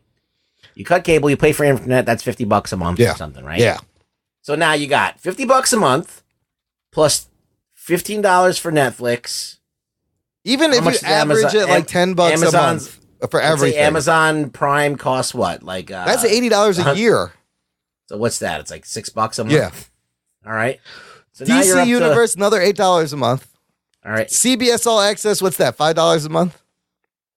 I don't know what that is. The DC streaming service will be less than Netflix, so let's say it's another $10 a month. Yeah, but Netflix is like $14 a month. You know what they may do though? They may, now that the Fox thing, once that happens, they have controlling stake in Hulu. They may just use the Hulu base as their thing. So if you're already paying for Hulu, this may not be an additional thing. Maybe you pay another $2. They may do a thing where you pay. No, they want all the money, dude. They got Hulu. They can put it on Hulu. Maybe you pay $5 extra for Disney content. I don't know. I hope so. But what is that now? We're at like $100 a month already. Yeah, you're paying the same as cable. Fuck. But now you don't have HBO. Well, you got to pay for that. You got to get HBO. You don't have any cable stations. You can't watch. You got to stream Showtime. You can't watch Skinamax. House Hunters. Yeah. You can't watch the DII Flip It yourself. You can't watch Property Brothers. No. Can't watch My Storage Wars. You can't watch Love It or List It. Love It or List It. Pawn Store. Can't watch The Housewives. Any of the Housewives. I can't watch any of the Housewives. You can't watch any of those bitches. You can't watch any of those. Oh, shit. I said bitches. I'm triggered. Okay, anyways, let's get to Wizard World, people. The Jock and Nerd Podcast. Here it is. You heard it at the top of the show. We are officially fake news media. We got press credentials for Wizard World It runs Thursday through Sunday, August 23rd through 26th at the Donald E. Stevens Convention Center in lovely Rosemont, Illinois. Wizard World 2018 Chicago. Harris is going to be there. First of all, this is the 20th anniversary of the first Wizard World Comic Con. Geek boner. 20 years they've been running this. A little bit of history. Well, the reason why like Wizard World means something to me is in 1991 they started with a magazine called Wizard, and it was the exclusive, like they covered everything in comics, and it was on high gloss paper, high quality, really colorful. It had a pricing guide for comics and toys in the background. This is where, before the internet, had a draw with Brutes and Babes with Bart Sears. There was drawing lessons. This is where you would get scoops before the internet. This is how you found shit out on movies and comic books. Did you subscribe, Ruggs, or you just bought it? I just got it. Didn't you love it though? Because every issue had It was cool because like it was like the first time that these people that you would just read their names and they became celebrities, like Todd McFarlane, Jim Lee, all these people. They had like these big articles, and you got to hear what they had to say. You got to see their picture, and they became like, oh, this guy's a cool guy. I want to see what he's doing. I want to buy all his books. So that was like where the artists and writers became celebrities. Exactly. I was deep into reading comic books, and this is when the artists became rock stars, right before Image, but you had them all blowing up. And then somewhere in 1998, they started a convention, eventually phasing out. I think they just publish it digitally. I don't even know if they make the magazine anymore, but they do like 20 conventions a year all over the country, still going strong. 20 years later, here are the celebrity guests, everyone. Here are some of the people who I may have a chance to interview if I actually do it. The people from Outlander are there. I don't watch Outlander, so I'm going to skip them. The big headliners, David Duchovny, Gillian Anderson on the Saturday and Sunday from X-Files will be there. That's pretty cool. I'm not sure what they're promoting. Gillian Anderson was in American Gods that season. She was really good in that. Duchovny, I don't know what he's doing, but they'll be there. We have Tom Welling. TV Smallville Superman, and also I guess he's on Lucifer now. We'll be there Saturday and the Sunday. Carl Urban just added Geek Boner Thursday and Friday. Carl Urban, Scourge, Judge Dredd, Star Trek. He's was he Bones? Scotty? Which one was he? He was in Doom. He was in Doom. Lord of the Rings. Fucking Carl Urban. He's in a lot of shit. Yeah. Also from the MCU, just added Friday through Sunday. Michael Rooker. Good old Michael Rooker. Nice. Yondu and dude from Walking Dead. What was his name on Walking Dead? I can't remember. Merle. He got his hand cut off. My brother Merle. And he was in Mallrats. I forgot. He was the he was the guy who ate the pretzel. He was the security guard. Yeah, he got the shit pretzel. That was great. That's a great scene. He got the stink bomb. Yes, he did. I haven't watched that movie in years. That's a fucking Mallrats is a great movie. And also from The Guardians, Palm Klementieff. Mantis will be there. Have you ever seen Mallrats, Anthony? Have you seen Mallrats? No. Have you seen it? You gotta watch it. Have you seen any Kevin Smith movie, Anthony? No. Really? You gotta watch it. Yeah, it's that good. Get the fuck out. You gotta watch. No, it's not that good, but like it's my childhood. You gotta watch Clerks and Mallrats at least. Yeah. Those two. Which one first? Clerks first. Chasing Amy. If you want to. You'd probably be more interested in that. Probably. Yeah. Watch Clerks and Mallrats. Just those two. Yeah. Fucking Clerks. Right. Clerks changed my life. Clerks was when you were like, hey, I could make a movie about fucking me and my friends hanging out saying stupid shit and make it funny. Clerks was great. Here's a great group of people. The entire cast of Boy Meets World Geek Boner will be there from Friday to Sunday. Topanga. I am talking about Ben Savage, Corey, Daniel Fishel, Topanga, Will Friedle, who's Eric, and Ryder Strong, who played the great name. What was his name on the show? He was the best. No, but he should have been a porn actor. I'm Ryder Strong. He was the best friend. I forgot his fucking name. What was his fucking name? I love Will Friedle, dude. Will Friedle also did the Terry McGinnis on Batman Beyond. Yeah, he was. Yeah. He does a voice for Kim Possible. Sean, that's right. Sean. Feeney. It's fucking great. I want to meet Feeney. All right, moving on. You're going to read all these names? No, just the ones I'm really interested in. Matt Ryan. Constantine, Friday through Sunday. Nichelle Nichols. Uhura. The original Uhura from Star Trek, Thursday through Sunday. Michael Rosenbaum, also the best Lex Luthor ever. Yes, also from Smallville, and he voicing the Justice League. Here's what I'm really excited for because we just reviewed The Crow. Fucking Ernie Hudson. Friday through Sunday. I may request Ghostbusters. That's the one you need to request. Shit. I have to talk to Ernie Hudson. Ernie's at our level. Yes, he would totally fucking hang out. Ghostbusters, The Crow. Because he was on Oz. just ask him about The Crow. We'll be like, dude, we just reviewed The Crow. How crazy was it? And do onions make you fart? Yeah, and do onions. I will ask him random questions. I will ask him nothing about what they're working on. What are you promoting? I don't give a fuck. Who's your favorite superhero? Favorite superpower and why? James Marsters? Spike from Buffy, and he's on Torchwood. He was on Smallville. He's on Runaways. He's there Friday through Sunday. A lot of people from Charmed. Holly Marie Combs. You said Charisma Carpenter. Charisma Carpenter and Holly Marie Combs. I used to have the biggest crush on her. Really? She's still holding up pretty Cordelia well. Chase. That's a porn star name. That's not a real person. Like Ryder Strong and Charisma Carpenter. Do a little Google search there, Anthony. All right. She will be there Saturday and Sunday. Napoleon Dynamite himself, John Heder, there on Saturday and Sunday. Napoleon Dynamite? Yes. I'll talk to John Heder. Ooh, Charisma Carpenter. Yeah.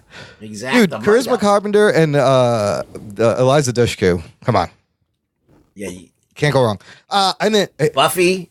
She gave us so much. Here is another celebrity I'm super geeked that I may have to talk to him. He's there on the Friday when we can request interviews. Fucking the Fonz. Oh, shit. Whoa. Henry Winkler it will be there. I just want to. He jumped over a shark that day. I just want to hug Henry Winkler. I heard he's the nicest guy, and like it's the fucking Fonz. I just want to give him a hug. Rob Paulson, the voice, who's done a lot of voices, and Maurice LaMarche, voice actors who have pretty much done every voice. You've heard them. Rob Paulson did Pinky and Wacko Animaniacs, Teenage Mutant Ninja Turtles. Maurice LaMarche on Ghostbusters, Pinky and the Brain also. Now, will you be able to talk to like comic book talent? Like writers? Comic book people that are there. Gene Ha will be there. Okay. Thursday and Saturday. I think they have to be there Friday, but you know who's there Friday through Sunday? Rob Liefeld. I think I want to ask him if I got to set the air clear. All I'm going to ask him. I have one question, Rob. He'll slap you if you ask him. Can you draw feet? Yeah. He's already addressed this on Twitter. He totally has. And he said Jim Lee also like hides feet. Like he posted. But I think he would be a good. But look, let's just, for our listeners, let's clear the air. Do you know how to draw feet? Okay, good. I'm done.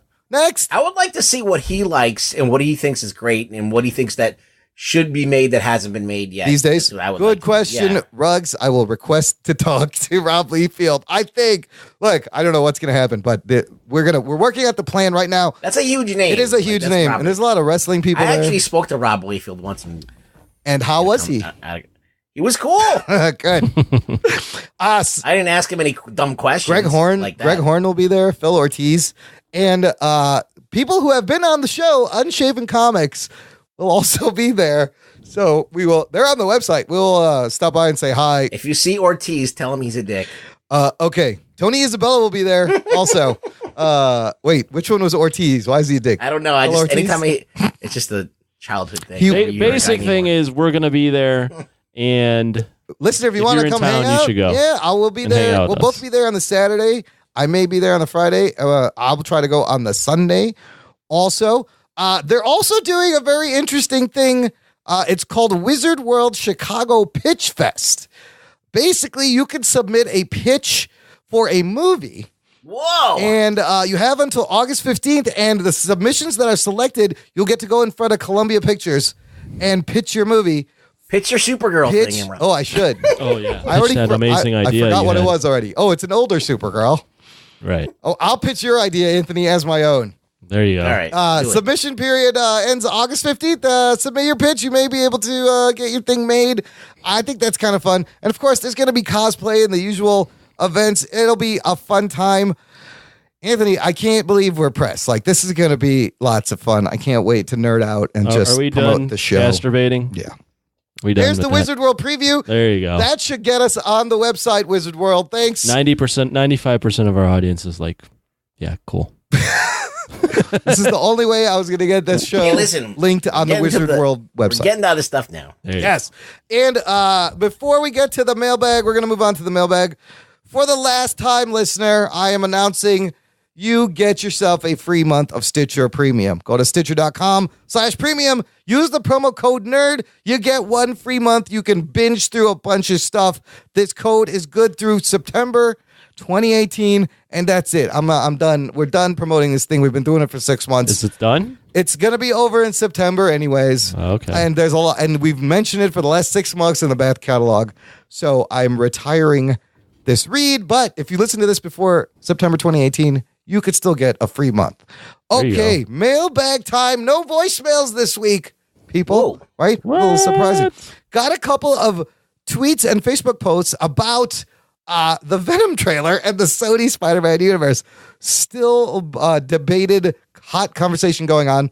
Voice from the Underground, Jason and TJ and Big Haas at VFU Podcast tweeted us based on our last show where we discussed the Venom trailer. Great show. Venom's voice sounds like Golem from Lord of the Rings speaking through Darth Vader's mask. But Tom Hardy is just bad, like a hungover Rudy Giuliani possessed by a symbiote of Christopher Walken begging a judge for leniency. I think you nailed it. That's pretty good.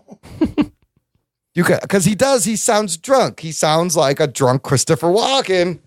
Your Honor, I have a parasite. I'm a reporter. Your Honor. Well, I think he sounds like a hungover Giuliani. Yeah. It's really tough for Christopher Imran. Walken is more of a I report the news. Pauser. It's tough for Imran to do impressions because Imran just comes out. I know. Your voice is so distinct. Eddie, we are Venom. That's not bad. Come on. That's not bad. That's a pretty good one. That's pretty good. Also, if you didn't listen to the what the fuck happened to Masters of the Universe, but I nailed Gwildor. Oh, shit. I could do Gwildor. Really. Blake Braden posted on our Facebook page, had the craziest thought after reading an article that brought up the idea that Sony should just recast their own Spider-Man. That's a great idea. It seems they aren't using Spider-Man in this Venom movie. If that movie somehow does great at the box office, do you think Sony will be crazy enough to make Venom their lead protagonist going forward? First of all, I said a long time ago, they should just cast an adult fucking Spider-Man for this universe. It's fun. Yeah, like an old Spider-Man. Yes, an older, established... Andrew Garfield. We just went over... It could be... No, not Andrew Garfield. Pick somebody else. But maybe. But we just went over the fact that there's 2 Flashes, there's going to be 2 Supergirls, there's going to be 2 Cyborgs. You can have 2 Spider-Mans. It's okay. People won't be confused because this whole other Sony Venom Spider-Man universe is going to fucking not if work you just anyways. have the Spider-Man not in his own movies and just in the other people's movies. That's what I'm saying. But Sony says Venom won't necessarily link together the Spider-Verse films. There were rumors that they were going to use Venom in the other Spider-Verse movies, but they said not necessarily so. Here's a great article I found about the influences Tom Hardy is bringing to Venom. Here's 3 names who Tom Hardy said have inspired his Venom. You ready for this? Oh, God. Conor McGregor. What the fuck? Woody Allen. And rapper Redman. Oh, shit. What the fuck does that even mean? I don't know what any of that means. He said, this is why it's a jumbled, weird delivery in that trailer. What? Woody Allen, Conor McGregor, and Redman. This is why we don't have Oscar movies for popular Exactly. Because of shit like this. Oscar-winning director would have slapped the shit out of this guy. So, okay. I mean, this guy, he can act. He knows how to act, Yes. Tom Hardy. Okay, here's how he defends it. He says, Woody Allen's tortured neurosis and all the humor that can come from that inspired him, as did Conor McGregor, the uber violence, but not all the talking, and Redman out of control, living rent-free in his head. That's how he said these inspirations are coming into, hey, this may be nominated as Best Popular Film next year. You never know. So I thought the Conor McGregor thing was interesting. I'm thinking about pancreas myself. I thought the Conor McGregor thing was interesting. Now, Variety posted this exclusive article. What's next for Spider-Man universe after Venom? Lot of interesting tidbits in here. Basically, after Venom, they're working on Morbius, Kraven the Hunter, Silk, Jackpot, and Nightwatch. And I had to fucking look up who Jackpot was. Ruggs, These are all Spider-Man characters. Are you familiar with the Jackpot? Jackpot's a girl that looks like Mary Jane. Correct. I don't know. Jackpot. Created by Dan Slott. You hit the Jackpot. I don't know. Jackpot from Jack Nicholson. I have no idea. What is this? Is it Mary Jane? No, it's not. But initially when they introduced her, the thing was, is this Mary Jane? It's actually two different people. It's a Dan Slott creation. She came after a Brand New Day, very new. I don't know why they're giving her a movie. Who the fuck is Jackpot? More news. No, I think she's an older character that he brought back. No. It was I believe it was invented. Hold on, here. I got a whole article here about Jackpot, and it says, so when she debuted, the mystery surrounding her true identity implied that she was Mary Jane Watson, but it's not. Jackpot was two women. She was last seen in a 3-issue miniseries published in 2007. Okay. Created in 2007 by Dan Slott. After like the Brand New Day thing. Wait, it gets crazier. They're scrapping Silver and Black, which was the Silver Sable and Black Cat movie, but they want to separate them. They don't want to do the T movie. They're going to do standalone movies. They're going to start with Black Cat first, right? Okay. This all seems like very bad ideas. It gets worse. Like, isn't it? It's just like fucking Sony just giving Marvel like the huge finger. Dude, it gets worse. They also plan to experiment with budget ranges on the films they make, but they've said they're open to make movies like Logan or Deadpool that are for adult audiences. Great, except it's now unlikely that Venom will be the first R-rated Sony Marvel movie. They're going for a hard PG-13 because I still think they think that it could someday, Venom could be in the MCU. When Feige is always like, no, fuck you, that's never going to happen. And so now my excitement for this movie drops down a couple of notches because I wanted to see an R-rated Venom movie. We're going to be seeing a hard PG-13 Venom movie. Also in this article, it explains how Sony is running these movies. Unlike Marvel, where they got the Feige, and now Walter Hamada is calling the shots at DC. At Sony, there's not one person. The movies are run by the producers. You got this guy named Panich. He's tasked with getting the cinematic universe into shape. Amy Pascal is producing the next Spider-Man film, and Silk, Palak Patel is played a key role in Venom, is overseeing Morbius, and Avi Arad and Matt Tomac are producing the other movie. So there's no one person with a plan. That's never. No, they just never. Whatever. They're just throwing. This is literally even worse than DC. They're just throwing shit at the wall. Yes, I agree. Now, Sony says they're open to having other characters from the Spider-Man films pop up in the Marvel. Oh, you don't say, Sony. They said they would love to see an Avenger or two cameo in its movies. Oh, you would ya? That's cute. Well, they're holding the cards. They really are. They have, as long as they pump out something in the Spider-Verse, they hold on to that license. Yeah. So here's the important thing. The license not only includes Spider-Man, it's Spider-Man and 900 Spider-Man related characters. Oh, shit. 900 characters they're holding on to. Yeah, they got a lot. Now, here's my question. If Venom bombs, does Disney make a move or does Sony kind of think of selling this back? It depends on the money that Marvel's willing to cough up to get Spider-Man back. Now, conversely, if Venom made like $1 billion, do you think Feige would consider adding Venom into the MCU? And all this time he said, no, fuck no.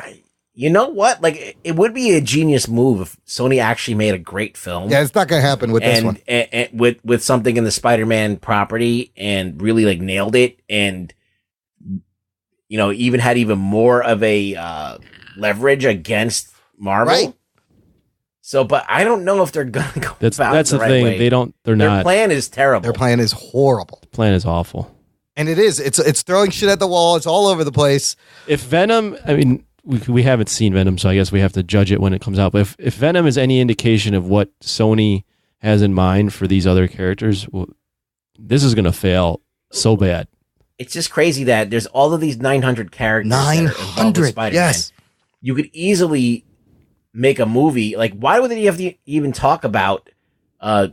They could make a Ben Reilly movie. They could make a Spider-Man Noir. They could make a Spider-Man 2099. Yes. They could make a completely different Spider-Verse. Right. They could, I don't understand if you have 900 characters, how Jackpot is a movie. Why are you picking fucking Jackpot? Who knows Jackpot? Jesus Christ, look, with the Into the Spider-Verse animation, I think Sony, maybe this is the test for them to see if people respond to like all these crazy Spider-Mans. But you're right, you could make a Spider-Gwen. She's called Ghost Spider now. You could make a Ghost Spider movie. You have she's called Ghost Spider now? Yeah, they officially changed her name because Spider-Gwen kind of gives away who she is if you think about it. Not very good for a hidden secret identity. But there's people that are involved with Spider-Man that are not even Spider-related. Right. That they're just ancillary characters. Rocket Racer? Well, there's so the Prowler? many. Yeah, there's so many that Spider-Man ancillary heroes. Rocket Racer. Well, I mean, yeah. They're doing Morbius. It's kind of a hero. Yeah. I mean, again, I don't think this movie is going to be any good. Hey, if you want more Venom talk, check out this week's episode of the Zengness podcast. Solid roundtable I was on with Zenger and Toby from Secret Transmissions Pod, and we were talking more Venom trailer and how this whole thing is probably going to fail, and it makes no sense to make a Venom movie without Spider-Man. This PG-13, maybe they get a Tom Holland cameo in it after all now if they're going PG-13. I don't know. This is a fucking mess. I can't wait to see this movie, though. I'll tell you that much. It's going to be a disaster. Any final thoughts, gentlemen? That's the show. I got one little thing to promote, and then we're done. No, I'm kind of exhausted after that. Yeah. After hearing all the shit that Sony has Sony going has on. no idea what they're doing. I hope that's somehow they just fucking Disney buy everything back. Just fucking buy it back. I just think that they don't know what they're doing. No, they don't. No, they I mean, they've looked at Marvel and they're like, let's create a universe. We have 900 characters. And I don't know. They're not focused on making good films. They're just focused on throwing characters out there. Plus, we've seen them fuck up the Spider-Man franchise twice already. Yeah. And just throwing shit at the wall. And I have no faith in the Amy Pascal and the Avi Arad. So they're just barking up the wrong tree. It's sad. I mean, they have all of these characters. They should be able to do something with some of these. Who the fuck is Jackpot? Really? Somebody thinks it's a good idea to make a Jackpot movie? Night Watch. That was the one Spike Lee was attached to direct. That's kind of cool. I will see a Spike Lee that could work. Comic book movie on Night Watch. It could totally work. But let's just see Venom, man. I don't think it's going to start off on a good beginning. You're not going to start off on the right foot with this Venom. We haven't seen it. I would make a Dark Heart. Dark Heart. Dark Hawk. Oh, Dark Hawk. Oh, I remember Dark Hawk. Dark Hawk. Oh. It's like Black Hawk. No, what? Black Hawk. Black Hawk. Hey, if you want a t-shirt, listener, or anything, any kind of merch with our face on it, hoodies, phone cases, there's laptop cases, visit our shop, jockandnerd.com/shop. There is a 30% off everything sale this week, August 15th. Through the 19th, you can get $14 tees. Somebody did buy last month a Geek Boner t-shirt. I've sold one Geek Boner t-shirt. Whoever that is, send us a picture of you wearing it, and you should get your own. It's only $14, but you got $35 hoodies, and everything else is on sale this week. jockandnerd.com/shop. Rugs, where can the listener find you? You still on the Twitters? I'm still on Twitter, but I've gone like a little bit more silent, but I'm still there, like retweeting mostly. He's in the closed Facebook group. It's closed. You could say whatever you want. That's the beauty of the closed Facebook group until Facebook just shuts the whole thing down, like Alex Jones, Then we'll see what happens. Subscribe to the show, listener. You'll never miss a show. And of course, tell a friend, spread the geekery. Thank you for listening to the Jock and Nerd podcast. My name is Imran. My name's Anthony. He's the Jock. He's a nerd. We'll peep you next time. Really Rug Boy on Twitter. Did I say that? We did not say that. It's at Really Rug Boy on Twitter. That's a good catch. Gentlemen, this is Democracy Manifest. Like looking up who's premiered in Spider-Man. Which hero premiered. Yeah!